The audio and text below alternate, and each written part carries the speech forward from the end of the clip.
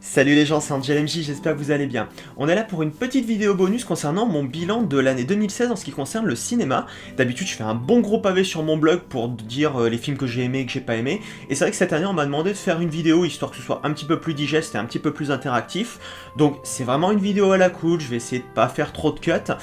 Et si elle est en non répertoriée, donc même si vous voulez la partager, il n'y a aucun souci, mais normalement, si vous êtes tombé dessus, c'est que vous êtes passé par le blog ou les réseaux sociaux. On va pas perdre trop de temps, alors d'abord, je vais vous faire une sorte de bilan général de ce que j'ai pensé de l'année 2016. Il faut savoir que l'année 2016, en termes de cinéma, c'est pas une année qui a été très folle me concernant, alors sachant que j'ai pas eu énormément le temps d'aller au cinéma cette année, je crois que j'ai dû voir 70 films à peu près, alors que d'habitude, je frôle plutôt la centaine.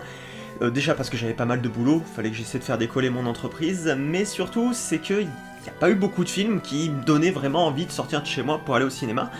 Et je me suis rendu compte en faisant mon bilan qu'il n'y a pas eu beaucoup de films cette année que j'ai pas aimé du tout, mais ça a été plutôt une année un peu en mode OCF, c'est-à-dire qu'il y a beaucoup de films que j'ai vus, que je pense garderai pas un souvenir impérissable. Il y a eu quand même des films que j'ai aimés, hein, je dis pas absolument pas le contraire, d'ailleurs c'est pour ça que je fais cette vidéo, il y a quand même un top. Par contre, c'était au niveau des films, des films flop. Honnêtement, j'avais vraiment pas de quoi faire un flop complet. Donc, cette vidéo, du coup, je vais surtout vous parler des films que j'ai aimés. Et avant ça, je vais surtout vous parler de quelques films. C'est pas qu'ils sont mauvais, c'est juste que je voulais en parler un petit peu, histoire de passer, d'en parler un petit peu avant de passer à mon top 2016. Alors on commence en premier film un peu OSF mais qui m'a un peu agacé, il y a eu Angry Birds. J'y suis allé vraiment sans a priori. Moi je suis très film d'animation, donc même un film d'animation qui est tiré d'un jeu vidéo sur mobile, je me dis pourquoi pas. Alors le film m'a un peu fatigué, je vais être très honnête, ça partait dans tous les sens, ça gueule dans tous les sens, et les personnages sont assez insupportables en fait, pour tout vous dire. Et j'ai un peu souffert pendant le visionnage de ce dessin animé. Je pense que ça peut plaire, je dis pas que c'est un mauvais film, il est très joli, il est très bien animé, mais moi personnellement il m'a fatigué, je l'ai trouvé très épuisant à regarder parce que ça va vraiment dans tous les sens. Ensuite, en termes de film un peu OCF, un peu déception, il y a eu Le Chasseur et la Reine des Glaces. C'était le deuxième opus d'une série, donc d'une version un peu sombre de Blanche-Neige et la Méchante Reine. Celui de l'année dernière, ou il y a 2 ans je crois, c'était il y a 2 ans, je l'avais pas du tout aimé, mais le truc c'est qu'il y avait quand même quelque chose qui me plaisait dans l'univers, dans l'idée de faire une version dark fantasy de Blanche-Neige. Et je trouvais dommage que le scénario suive pas, parce que le film est très beau, je veux dire, il y a des décors qui sont vraiment très intéressants, il y a des idées de scénario et d'univers qui valaient le coup, mais franchement c'était super mal écrit et je trouvais pas ça hyper bien joué. Du coup j'avais laissé sa chance au deuxième film, qui faisait abstraction de Blanche-Neige ce coup-ci, se concentrant sur le chasseur et sur un nouvel antagoniste qui était la Reine des Glaces. Et rebelote, c'est exactement le même problème, c'est un film qui je trouve est très mal écrit, mais qui a un univers intéressant, donc du coup ça me donne envie de m'y intéresser. Mais bon voilà, c'est vraiment pas un bon moment à passer, je trouve ça très très mal écrit, très mal rythmé, et je trouve qu'il manque cette petite étincelle qui ferait que ça pourrait être un grand film. Ensuite, on reste dans les suites, il y a eu Ninja Turtle 2. Franchement, le premier, je l'avais vu, je trouvais ça, voilà, ça se regardait, c'était pas non plus catastrophique, tout le monde avait chié sur ce film, mais alors moi, personnellement, je trouvais que c'était un bon divertissement. Là, le deuxième, ça a été une purge, quoi, le Michelangelo est insupportable, j'avais envie de le tuer, quoi, mais un truc de malade. Et ils avaient ajouté Bebop et Rocksteady, qui pareil, c'est vraiment le duo de personnages insupportables qui font toujours des vannes pipi caca, enfin, moi j'ai trouvé ce film assez dur à regarder. Ensuite, bon, il y a eu le cas Suicide Squad, je vais pas revenir dessus pendant des plombes, parce que je pense que beaucoup de gens ont déjà dit beaucoup de choses dessus. Pour moi, c'est un film qui a été torturé et mutilé, quoi. J'ai pas grand chose à dire d'autre dessus. On sent que c'est un film qui est passé entre plein de mains, qui a été rafistolé, revu, revu, recalculé, remonté. C'est terrible un film comme ça. Moi, en fait, Suicide Squad est un film qui me fait de la peine. Vraiment, c'est un film qui fait de la peine parce que tu sens une intention de réalisation derrière qui est tout à fait louable. Et ce film, pour moi, a été massacré. J'ai même pas envie d'en dire du mal de ce film. Il me fait vraiment de la peine, mais pas dans le genre négatif. Vraiment, j'ai beaucoup d'empathie pour ce film, quoi. C'est vraiment, voilà, c'est ce que j'espère ne deviendront pas tous les films de super-héros, à trop vouloir satisfaire tout le monde, de se retrouver, voilà, avec un film qui est, c'est la créature de Frankenstein, quoi, ce film. Ensuite, là, je vais peut-être pas me faire beaucoup de copains, mais il y a le BGG, le bon gros géant, donc une adaptation de Roald Dahl par Spielberg. Je me suis ennuyé devant ce film, c'était terrible. C'était vraiment terrible, je me suis ennuyé, mais profondément, je trouvais qu'il n'y avait pas de rythme. Et puis surtout, je trouve que ce film est pas très beau. Enfin, je veux dire, voilà, c'est Spielberg, c'est quand même le mec qui a sorti Jurassic Park, quoi. Je sais pas. J'ai trouvé le géant, enfin la majorité des géants, les images de synthèse, c'était pas joli. Il y avait toute l'imagerie autour des rêves qui était sympa. Bah alors pour le reste, je trouve que c'est un film pas du tout agréable à regarder en fait. Je sais pas comment les enfants l'ont accueilli, mais moi personnellement, j'ai pas du tout envie de le revoir, quoi. C'était vraiment... c'était très ennuyeux à avoir regardé. Vraiment. Et enfin, Divergente 3, je vais pas trop m'attarder dessus parce que ceux qui me suivent sur le blog savent que moi et les adaptations de romans jeunesse, c'est pas toujours ça. Je suis quelqu'un qui a vraiment défoncé par exemple le deuxième opus du Labyrinthe. Et vraiment, il y a tous les fans du bouquin qui me sont tombés dessus en mode oui, mais dans le livre, tu comprends, machin. Je crois qu'il va falloir un jour que les gens comprennent que quand on va voir un film, le juge en tant que film, on le juge pas forcément en tant qu'adaptation. Il y en a qui le font, grand bien leur face. Moi, je suis quelqu'un qui ne juge pas une adaptation, je juge un film. Pour vous donner un exemple, par exemple, moi les Harry Potter, j'adore les bouquins et j'adore les films. Même si, selon certains, ils sont pas toujours très bien adaptés. Moi, je m'en fous en tant que film, je les trouve bons. Même si ça reste, voilà, il y a des lacunes en termes d'adaptation, mais pour moi ce sont des bons films. Et le cas de Divergente 3, d'après ce que j'ai compris, c'est que ça s'éloigne complètement du livre, et du coup, mais ça ressemble plus à rien, quoi. Ce film, cette saga ne ressemble à rien. Je trouve vraiment, elle a pas de visage, elle a pas d'identité, elle part dans tous les sens. Et d'après ce que j'ai compris, elle va se finir en série. Je pense que c'est assez parlant. J'ai pas grand chose à dire d'autre, à part que franchement, moi, les adaptations de romans jeunesse, je vais les voir, mais j'en parle plus trop, parce qu'à force de me faire pencher dessus, ça devient assez désagréable. Mais voilà, Divergente 3, ça faisait partie encore des films que j'ai trouvé assez indigestes à regarder. Bon voilà, c'était les films, je dirais, qui m'ont marqué de manière négative, sans non plus être des étrons, et on va tout de suite passer à mon top 10 de l'année 2016. À la 10ème position, on va trouver mon petit plaisir coupable de l'année, qui est SOS Fantôme. Alors, c'est pas un grand film, ça, je veux dire, j'en suis totalement conscient, et j'avoue que j'ai pas trop compris, enfin si, j'ai compris le bruit qu'il y avait eu autour, mais je trouve que c'était vraiment du bruit pour rien. En l'état, pour moi, je trouve que c'est une comédie qui fait très bien son job, et qui le fait vraiment très très bien. Je veux dire, il y a un bon rythme, les personnages sont assez amusants, il y a des bonnes vannes, enfin... c'est clairement pas le meilleur film de l'année, mais je tenais à le mettre à la 10ème position, parce que je comprends pas qu'il y ait eu un souci avec ce film. Vraiment, je comprends pas. Le projet était intéressant, je trouve que le rendu est vraiment pas mal. Il y a peut-être 2-3 vannes qui plairont pas à certains groupes, on va dire, mais moi, personnellement, j'ai passé un très bon moment dessus, j'ai trouvé que l'idée du reboot avec des personnages féminins était très sympa, et ça respecte bien le petit côté années 80 de la première série, et moi, c'est un film que j'ai eu plaisir à voir, et que je pense j'aurai beaucoup de plaisir à revoir. À la 9ème position, on trouve un film d'animation, et il va y en avoir pas mal dans ce top, c'est Kubo et l'armure magique. Certains seront peut-être surpris de le voir que 9ème dans mon classement, mais je vais vous expliquer un petit peu pourquoi.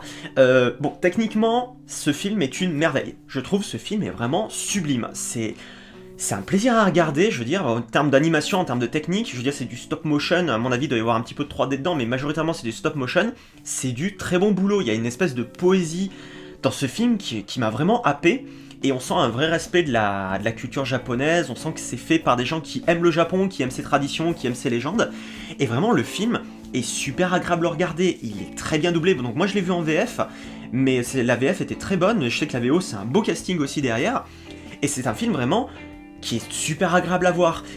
S'il est que 9ème dans mon top, c'est juste que j'ai trouvé le scénario vraiment très classique. Vraiment pas classique négatif, mais vraiment classique sans surprise. C'est dommage parce qu'il y avait il y a des thématiques derrière qui sont très intéressantes, surtout vis-à-vis de l'antagoniste principal, et j'ai trouvé que on restait un peu dans une zone de confort, et c'est pas du tout comme je dis, c'est pas un point négatif, c'est juste que c'est pour une de ces raisons que Kubo n'est que 9ème dans mon top. Mais ça reste un très bon film que je vous conseille de voir. En 8ème position de mon top, on trouve Rogue One. Bon, comme beaucoup, Star Wars, ça fait partie de ma culture, c'est quelque chose qui est très générationnel pour moi. J'avais adoré les 3 premiers films, la prélogie, j'étais un petit peu moins fan. J'avais bien aimé le 7ème qui était sorti l'année dernière, même si... Comme beaucoup de personnes avec du recul, je me rends compte qu'il y a pas mal de lacunes. Et Rogue One, je savais pas trop quoi en attendre. Le scénar avait pas l'air fou. Et bon, je me disais pourquoi pas, allons le voir. Et à vrai dire, je crois que je le préfère à l'épisode 7. C'est pas un film oufissime. Et il a une trame scénaristique qui est assez classique là aussi, et les personnages, je trouve qu'il y a beaucoup de personnages et qui sont pas assez développés, ce qui est un petit peu frustrant. Mais dans l'univers de Star Wars, je trouve qu'il apporte une petite touche d'originalité, surtout comparé au 7ème, qui était limite un copier-coller du 4ème épisode.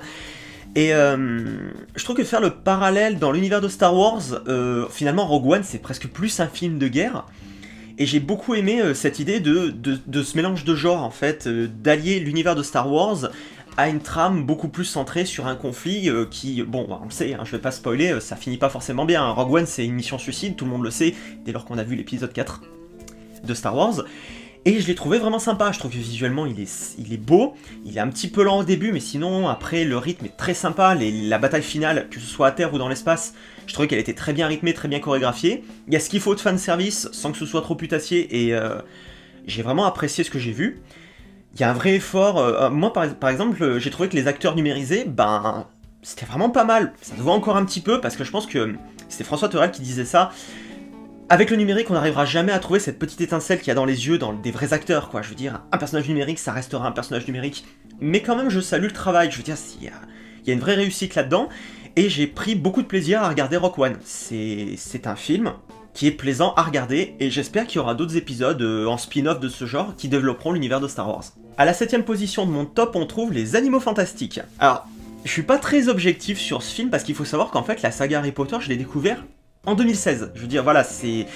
À différence de Star Wars, Harry Potter, c'est pas trop de ma génération, je suis pas quelqu'un qui a découvert les bouquins, quand les films sont sortis, ben, je pensais que c'était des films pour enfants, donc j'ai pas trop pris le temps d'aller les voir, et c'est vrai que cette année, je me suis rattrapé, j'ai lu tous les bouquins, j'ai vu toutes les adaptations, et c'est vraiment un univers génial, quoi, je veux dire, j'ai vraiment adoré cet univers, autant les films que les bouquins, et du coup, c'était sympa de voir les Animaux Fantastiques, parce qu'en gros, pour moi, c'est une sorte de continuité, en fait, il n'y a pas eu cette pause entre la fin de la série en bouquin et les Animaux Fantastiques. Pour moi, bah voilà, j'ai découvert l'univers d'Harry Potter, et donc du coup cet épisode préquel, vraiment tout d'affilée. Et du coup j'étais vraiment dedans, je veux dire, il y avait des références que je comprenais rapidement autour des personnages, autour des créatures, parce que voilà, il y a des créatures, tout le monde était elles sont sympas et tout, mais en fait tu découvres qu'elles étaient déjà dans le bouquin depuis un moment, mais moi c'était vraiment tout frais.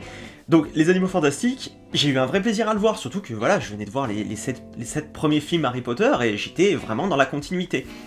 Le film, j'arrive pas vraiment à lui trouver de défaut, je pense qu'il en a. Surtout la fin, je trouve la fin un peu expédiée, c'est dommage, il y a un rythme assez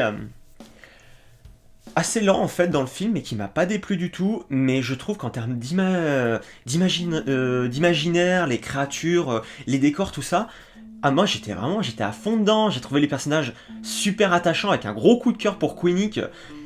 On pense c'est un personnage que j'ai eu peur qu'il soit complètement sexualisé, et en fait non, c'est un personnage que je trouve vraiment super mignon, et j'ai vraiment eu un gros coup de cœur pour ce personnage. Il y a Newt Dragono qui est vraiment aussi un personnage très sympa, je me demande si on le verra par la suite. Mais voilà, les Animaux Fantastiques, j'étais vraiment dedans. Vraiment, j'étais dedans, j'ai pris un vrai plaisir à regarder ce film, et j'espère vraiment que les autres films qui vont suivre après cet épisode seront du même acabit, parce que pour moi c'était vraiment très très sympa. En 6ème position de mon top, on trouve Doctor Strange. Ceux qui me suivent sur le blog savent que j'ai un petit souci en fait avec les adaptations de Marvel. Je suis quelqu'un qui était vraiment très très fan de ce genre de film jusqu'à Avengers. Le tout premier Avengers, ça avait été une grosse claque pour moi, j'avais adoré les X-Men, les Iron Man et tout ça. Et la deuxième phase en fait du MCU, j'ai vraiment pas accroché, et je trouve que les films se ressemblent de plus en plus, se ressemblent tous en fait, il y a toujours la même trame scénaristique, c'est toujours les mêmes péripéties, je sais pas, j'ai l'impression de voir toujours le même produit, et Doctor Strange, à ma grosse surprise, on va pas se leurrer, Doctor Strange c'est Iron Man, en termes de trame c'est Iron Man, mais j'ai kiffé ce film. J'ai vraiment adoré ce film, je sais pas si c'est le fait que ça se passe dans un autre univers, le fait qu'il y ait peut-être Bénédicte dedans, ça y joue aussi beaucoup. En fait, je dirais que j'ai retrouvé en fait cette espèce de premier amour que j'avais eu par exemple pour le premier Iron Man, toute cette inventivité dans la mise en scène, le personnage qui cabotine, des relations assez sympas. Bon, visuellement, le film est très impressionnant avec toutes ces scènes où ça va dans tous les sens, le monde qui se distord à la Inception, c'est vraiment... Le film, je suis allé le voir 2 fois. Une première fois, en fait, je devais aller le voir en 3D. En fait, la 3D marchait pas, du coup, je l'ai vu en 2D. Et quand je suis sorti du film, je me suis dit, ah mais non, ce film, je veux le voir en 3D. Et c'est vrai que la 3D est vraiment super, quoi. J'ai vraiment beaucoup aimé ce film. Je dirais pas qu'il me réconcilie complètement avec les Marvel, Mais dès lors que tu considères que c'est un bon divertissement et que tu le prends pour ce qu'il est, moi franchement Doctor Strange, même s'il y a quelques faiblesses en termes d'écriture, surtout au milieu du film, j'ai apprécié le visionnage. Pour moi c'est un Marvel qui arrivait à trouver un petit peu son identité à lui. Un petit peu comme ça avait été le cas pour les Gardiens de la Galaxie. Vraiment, même si scénaristiquement on reste toujours dans le même schéma narratif, j'ai vraiment apprécié ce film parce que je trouve qu'il a sa petite originalité, sa petite identité à lui. À la 5ème position, on trouve Vaiana, ou Moana dans sa version originale. Je suis un gros fan de Disney, je vais pas m'en cacher, je sais que c'est devenu un peu une mode de cracher sur studio, mais moi personnellement j'ai toujours énormément apprécié ce qu'ils faisaient. Il y avait eu une petite baisse de régime à un moment, mais là je trouve que leurs dernières productions depuis Réponse sont vraiment des très bons films. Et concernant Vaiana, moi personnellement c'est un film que j'ai énormément apprécié. Pourquoi ? Déjà, on va pas se leurrer, il est magnifique. Je veux dire, c'est juste hallucinant. En fait, pour moi Disney est limite au niveau de Pixar maintenant. C'est vraiment... je sais qu'on avait souvent tendance à dissocier les deux, genre Disney à la 2D et Pixar à la 3D. Mais honnêtement, Vaiana, il envoie du steak en termes de visuel, que ce soit au niveau de l'eau, le rendu du feu, le rendu des cheveux.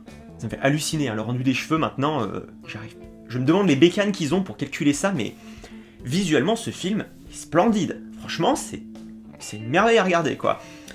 Ensuite, il y a beaucoup de chansons. Moi, je suis pas un très très gros fan des chansons.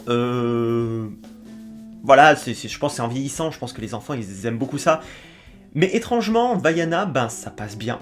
Ça passe relativement bien, en sachant qu'il y en a beaucoup. Ça passe bien, je trouve que le thème est vraiment très sympa. Bon, tu sens qu'ils ont envie de faire leur Let It Go, la revanche, quoi. Je veux dire, clairement, la chanson de Vaiana a clairement ce potentiel-là.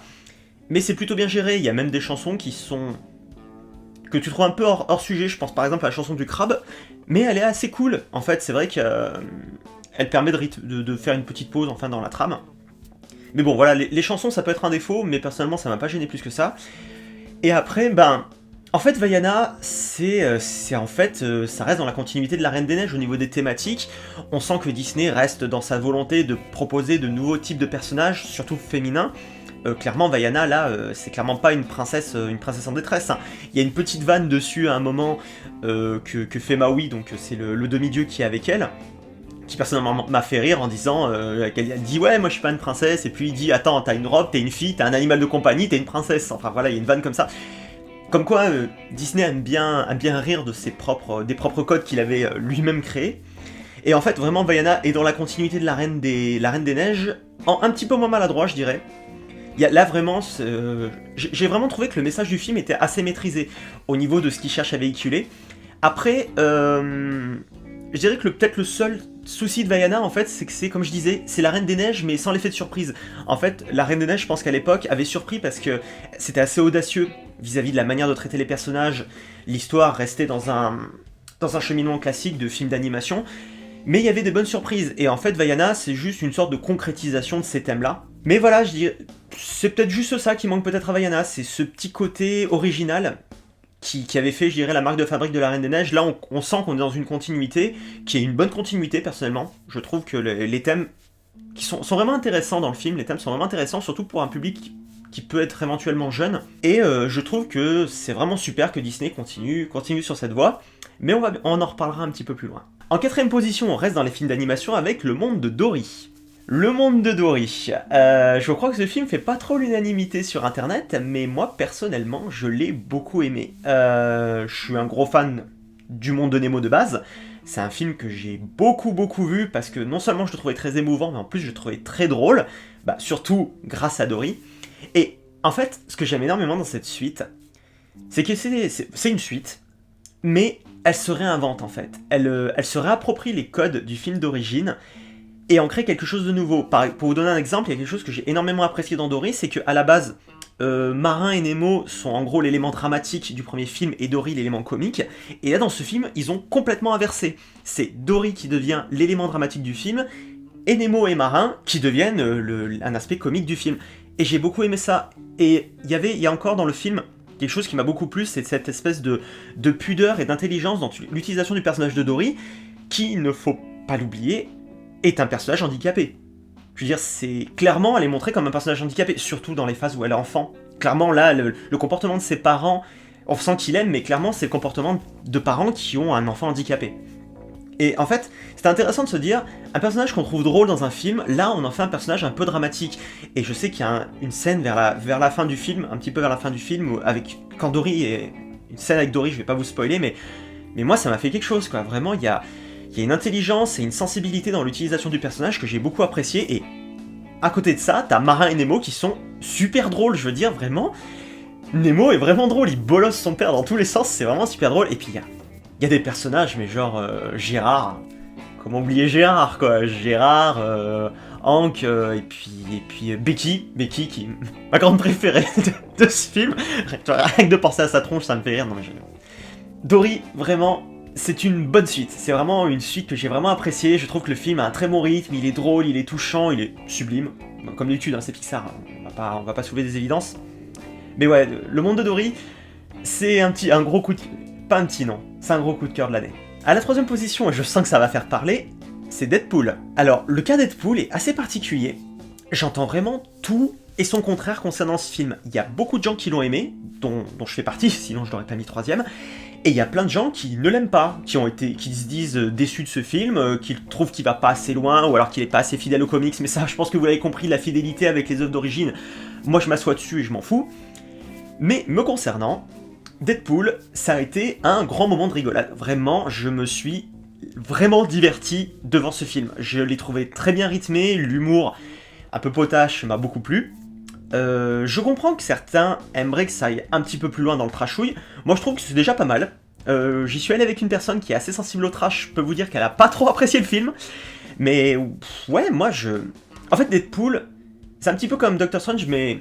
à un autre niveau, c'est vraiment, il a sa patte à lui. J'ai beaucoup aimé le fait que Deadpool casse le quatrième mur, qu'il y ait plein de références aux autres films Marvel, voire même à d'autres films. Je veux dire, Ryan Reynolds qui joue Deadpool fait référence à d'autres rôles qu'il a pu interpréter comme Green Lantern, ou encore à lui-même en tant qu'acteur. Enfin, ça a aucun sens, mais moi ça me fait énormément rire.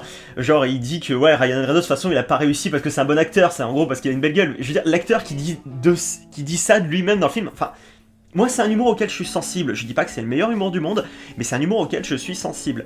Et, bon, bah voilà, scénaristiquement, enfin, c'est comme d'habitude, hein, on a la même trame scénaristique, hein, on reste dans les bons gros classiques, mais ce film m'a éclaté. Vraiment, ce film m'a éclaté. Je me suis amusé à le regarder, et voilà, j'en attendais pas plus. Et peut-être, oui, qu'on pourrait aller plus loin, qu'on pourrait partir dans des délires encore plus trash, encore plus vulgaires, tout ça. Moi, personnellement, ça me va. Je m'en contente largement, qui sait, s'il faisait plus, bah ça me plairait tout autant. Mais en l'état, Deadpool est un film que j'ai beaucoup apprécié parce qu'il m'a énormément diverti, et pour ce genre de film, je n'en demande pas plus. À la deuxième position se trouve Zootopie. Zootopie a été très très longtemps premier de mon top, avant un film donc qui est premier actuellement, qui est sorti au mois de décembre. Mais vraiment, Zootopie, je me suis pris une claque. Quand j'ai vu Zootopie, je me suis pris une claque, c'est... Comme je vous disais, Disney est dans une espèce de nouvelle politique de présenter un nouveau genre de personnage. Et clairement, Zootopie, c'est un film qu'il faut que les enfants voient. Ce que véhicule le film, pour moi, est hyper intelligent et hyper d'actualité. C'est vraiment dans l'air du temps. J'ai vraiment halluciné devant la quantité de thèmes que le film arrive à aborder en à peine, je crois qu'il fait 1h30 ou peut-être un peu moins. C'est juste hallucinant, je veux dire, bon, il y a un côté féministe, ça parle de la place de la femme dans la société, il y a du racisme, ça parle de tolérance, ça parle de l'acceptation de... Je veux dire, c'est super de faire un film comme ça, destiné à un public jeune de base, et de le faire si bien. Moi, en tant qu'adulte, Zootopie m'a énormément parlé, et je me suis dit, mais ce film est intelligent. En termes d'écriture, les personnages sont hyper attachants. Judy et Nick, c'est un duo, mais j'adore ce duo, c'est merveilleux. Vraiment, Zootopie... J'aime ce qui se dégage de ce film, j'aime les intentions qu'il y a derrière ce film, et c'est un film que je conseille à tout le monde, et les idées et les thématiques véhiculées dans ce film sont pour moi des thématiques importantes.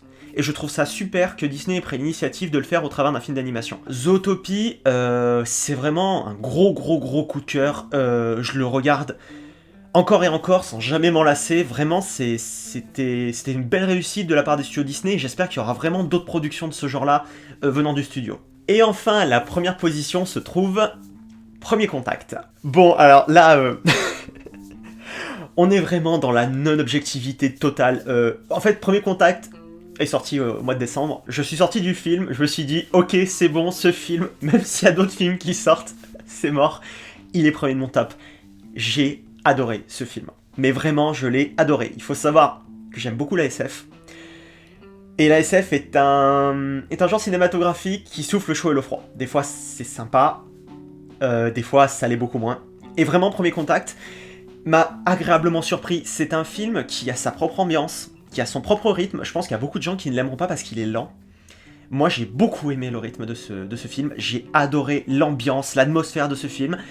Et le fait est de traiter une invasion extraterrestre de ce point de vue-là, c'est-à-dire d'un point de vue plus politique et plus diplomatique, bah beaucoup plus. Ça change par exemple du dernier Independence Day, là. Il y a un Independence Day qui est sorti cette année, qui est voilà, on se tire dessus, ça pète dans tous les sens, boum, oh les méchants aliens. Là, on est dans une toute autre philosophie et j'ai vraiment beaucoup aimé ça. Et il y a une vraie ambiance un peu angoissante, mais pas trop, il y a juste ce qu'il faut. Le film est vraiment bien dosé. En plus, dedans, il y a Amy Adams et Jeremy Renner. C'est pas comme si c'était deux acteurs que j'adore et donc je suis complètement fou. Non, vraiment, le film, de toute façon, je pense que j'étais déjà vendu de base avec le casting et le synopsis. Et pour moi, le film remplit toutes ses promesses. J'ai énormément aimé le twist final. C'est un très très bon film de science-fiction. Je vous le conseille. Moi, personnellement, c'est mon gros coup de cœur de l'année. Je le place premier sans aucune hésitation. Et je vais pas trop vous en dire, parce que c'est vraiment pas un film qu'il faut spoiler, mais si vous avez l'occasion de le voir, regardez-le, c'est vraiment, pour moi, le meilleur film de 2016. Voilà, c'est tout concernant mon bilan 2016 en ce qui concerne le cinéma. J'espère que ça vous a plu de suivre cette vidéo, et si jamais vous êtes d'accord ou pas d'accord avec moi, faut surtout pas hésiter à le dire dans les commentaires. Moi, je suis vraiment dans cette philosophie de dire, de toute façon, le cinéma, c'est comme la musique, c'est comme les livres, c'est au goût de chacun. Je pense que... Moi j'aime parler de cinéma, je trouve ça vraiment dommage que par exemple sur les réseaux sociaux ce soit devenu un petit peu comme parler de politique. Moi je sais qu'à un moment sur Twitter j'ai dit que j'avais trouvé que l'année 2016 n'était pas faux folle. On m'est tombé dessus en me disant que c'était pas vrai, il y avait eu des bons films et tout. J'ai pas dit que c'était une mauvaise année. J'ai dit qu'elle était pas folle, il n'y a pas eu beaucoup de films marquants. À part ben voilà les quelques que j'ai pu citer dans mon top. Mais moi j'ai envie de parler de cinéma. J'aime le cinéma, je me considère pas comme un expert dans la matière, mais j'aime en parler. Et si jamais ce que j'ai pu dire dans cette vidéo ne vous a pas plu, n'hésitez pas à le dire dans les commentaires. Par contre, ayez des arguments, un minimum d'arguments quand même, histoire qu'on puisse discuter, mais moi ça me fait plaisir de discuter de ça. S'il y a vraiment des films que vous avez aimés et que j'ai pas aimé ou inversement, dites-le, qu'on en parle, moi ça me ferait vraiment super plaisir d'échanger avec vous. Sur ce, je vous laisse et je vous dis à bientôt sur la chaîne ou sur le blog. Ciao les gens.